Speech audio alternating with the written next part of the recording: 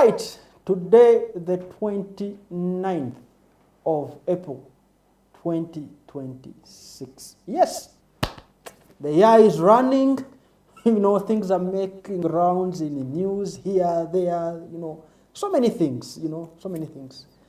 But welcome to the Anti-Corruption Podcast. Call it the Accountability Podcast, where we meet, different people to talk about accountability and corruption, service delivery, a number of things, a number of factors that, make rounds in Uganda. But today we are going to look at things to do with youth, young people. Young people, the Gen Zs, become a conversation. There's what we call the Gen Z revolution, and then the millennial conversation or the millennial discourse. So we are trying to create a nexus between these two when it comes to fighting corruption, promoting accountability, promoting service delivery. When do we bring these people to the table? Oh, maybe they have already created their own table and we have to be part of the table that they have created. Or we have to create a table for them so that we invite them to the table. But what do we serve on the table? We serve conversations. So that's the reason as to why the Accountability Podcast comes up, to have conversations with key stakeholders when it comes to the fight against corruption in our country.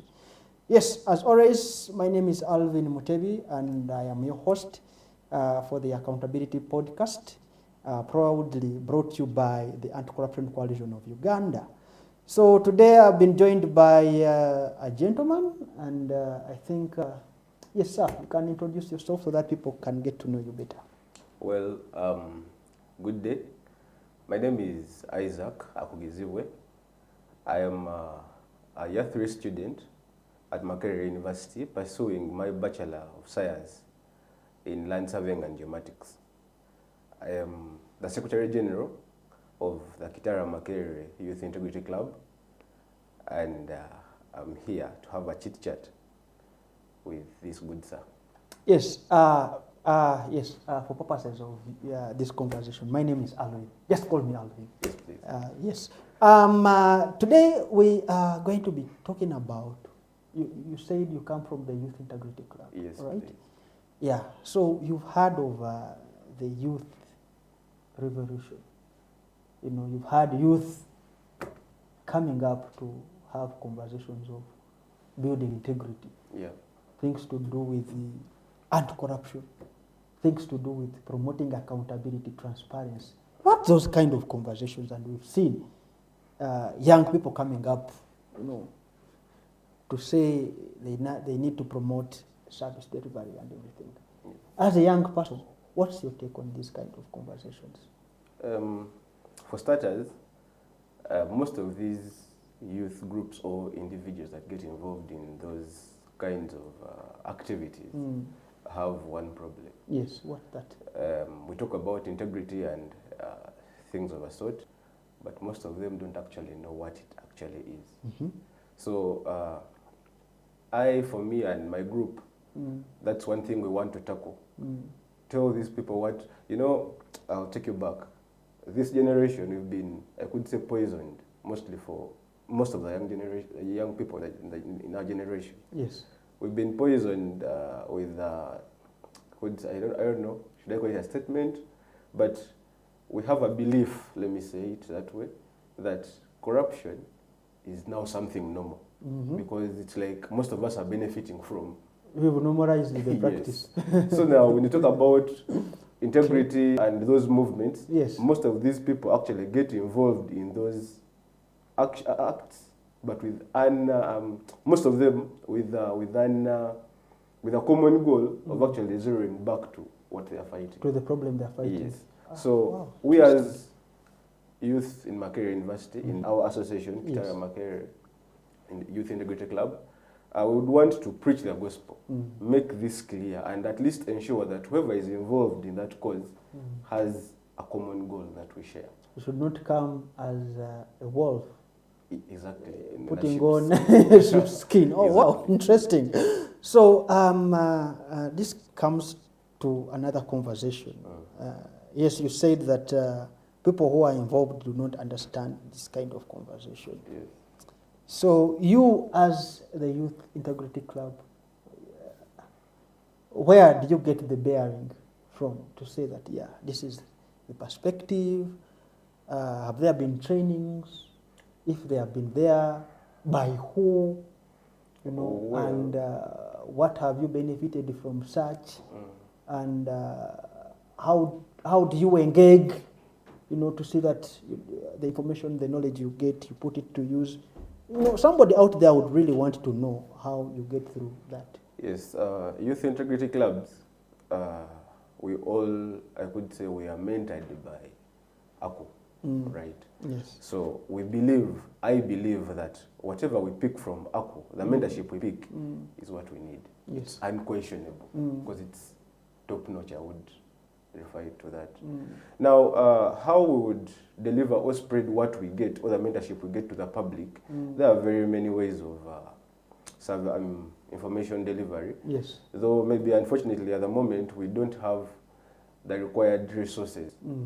But apparently what we have in our plans or in our roadmap Yes. is I think we've seen how people run their campaigns. Yes. You could have flyers that you go on distributing to people, Yes. most of the target people. You should have an aim and a group of people you're targeting. So if we are targeting maybe the Makerere University students, Yes. we could at least make sure that 50% of the students in the university have that Access copy. to information. Yes, Yes. by giving them those copies. Okay. Secondly, we could also begin podcasts. We as our association, Yes. though as I said, we lack the resources we need to implement some of our plans. Okay.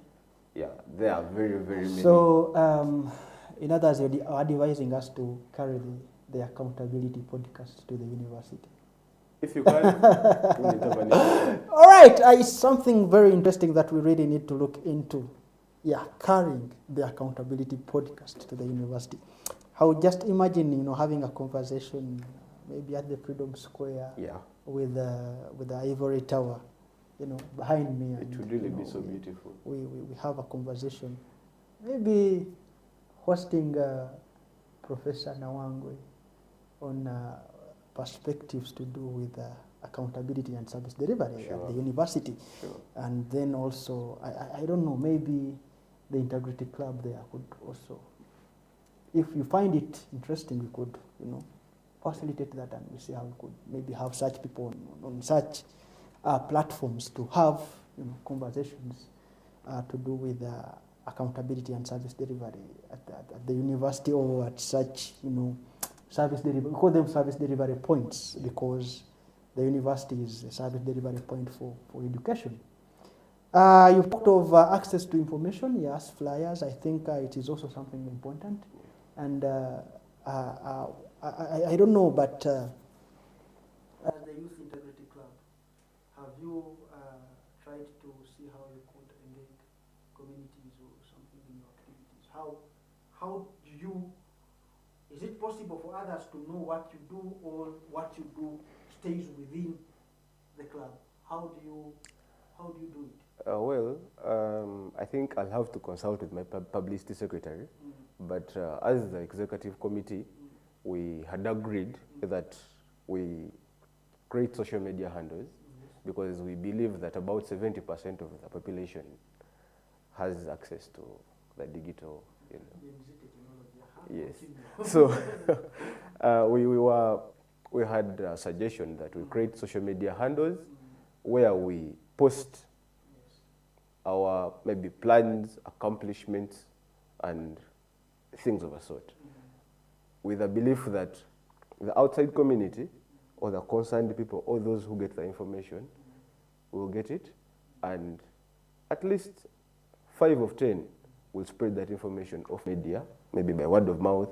You know, maybe you're having a conversation with someone and you're like, yeah, I saw this somewhere and this and that, catch that person also. And okay, there's something that I would really want to ask. Yeah. What are those key pressing accountability and service delivery issues or concerns within your community or within the university where you're coming from? What are those issues that you think that are really, service delivery, and they are a big concern Well, to you? to start with is Mention like 3 or 4. I'll give you one of the most pressing one, Yes. in the health sector. Yes.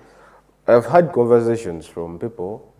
I've overheard from people talking about the university hospital.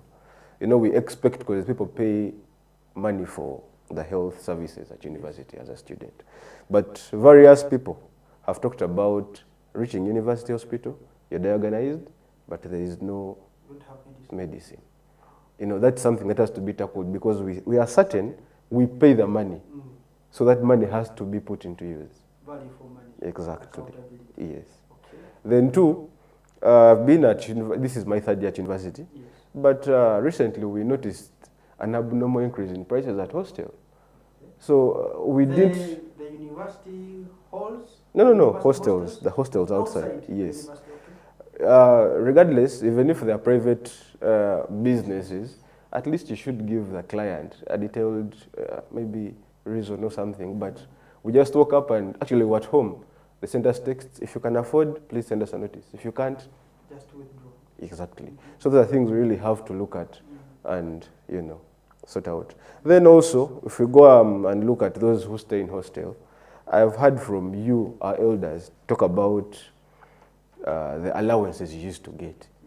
Yes. It perturbs me up today how those things changed, and I really lack a clear picture. I don't know whether it's my problem or they've not provided enough information. Because I had an interaction with someone who told me a university student, a government student, being admitted to campus would mean most of the charges are off your head. Yes. But I want to tell you that those university students are the ones suffering.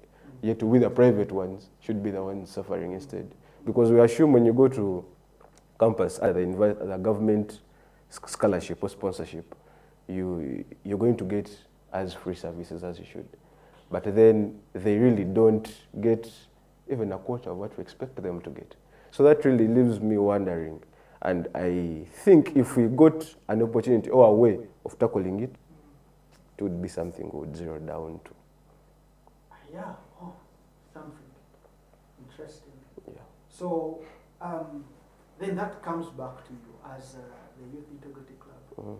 Have you, from the knowledge you said that AKU and partners have trained you on monitoring service delivery, things to do with anti-corruption, integrity, and other things? Yes. Have you got an opportunity to engage or interact with the duty bearers to see how you can find a solution to the key pressing concerns? Yeah, well, we had an outreach at the university hospital. We managed to take some keynotes that we are actually looking. Yes. Then for... Any feedback or any... Not yet. I'll give you a reason why. For the government students, our association or club had not yet been registered. I could say it's among the newly registered clubs in the university. So we didn't really have the mandate or the authority. By the time you did the outreach, yes. the club was not yet registered. No. When you did the outreach, it was registered. It was registered. But then what I'm trying to bring to your understanding is that we wouldn't focus more, we wouldn't be so vibrant, or maybe show our intention or bring our intention to life because we were not registered, right? So I could say at the moment we're a baby club in the university. So apparently, maybe I hope by the end of this year or maybe next year, something significant will have been hatched. Okay. Yes. That is very interesting. Things to do with hostel fees that are becoming expensive and exorbitant for the young people like him. And then the health situation at the university is also a concern. And then, of course, the general livelihood of the students at the university is also a concern. I don't know what other concerns would be, but me, during my time, not so long ago, but during my time at the university, our concern used to be the academics was a concern, missing marks and things to do with. Had a big conversation of sex for marks, such pressing issues, such pressing concerns, and the students' fraternity had to come in. But nevertheless, I think that's what we had for today, and it's very interesting that we always have to bring these young people to context to have a conversation with them. The reason as to why I bring them is one, they're the majority. I mean, young people are the majority in the country, and then two, they are the majority that subscribe to these public services. Sure. So if you have services, you speak to the people that subscribe to these services and see if the services really matter to them. If the services don't matter to them, what exactly would matter to them? So that's the reason as to why we bring such people. But I think in the next segments of the accountability podcast and conversations, we think to tap into the duty bearers, to listen to them and see, what is the problem? What do they have to tell us when it comes to things to do with enhancing service delivery? So don't be surprised the next time I bring a big person or a service delivery duty bearer to have a conversation. To me, on my side, unless you have anything that you would really want to echo, recommendation or something that you really need to say out to strengthen this. Maybe I'll maybe say this. I believe change begins with you. Yes. So literally, as I conclude, or this will be my last words, be the agent of change you want to see in Uganda. Not your last words, but your last words on today's accountability. Exactly. Yeah. Because if you say this would be your last words, I would ask for a will. But anyway, that is it for today. Stay tuned, don't go away. We still have more conversations coming up. For today, it's been me, Alvin Mutebi, the host of the Accountability podcast, and we pray, God willing, that we will have more and more conversations. I still have a lot of young people coming up because we believe that them being the key subscribers of these services, they have a responsibility to tell us, are these services really working for them? Are they designed for them? Do they really understand that these services actually exist? Or we are just having conversation. Anyway, that is that for today, and we hope to see you again.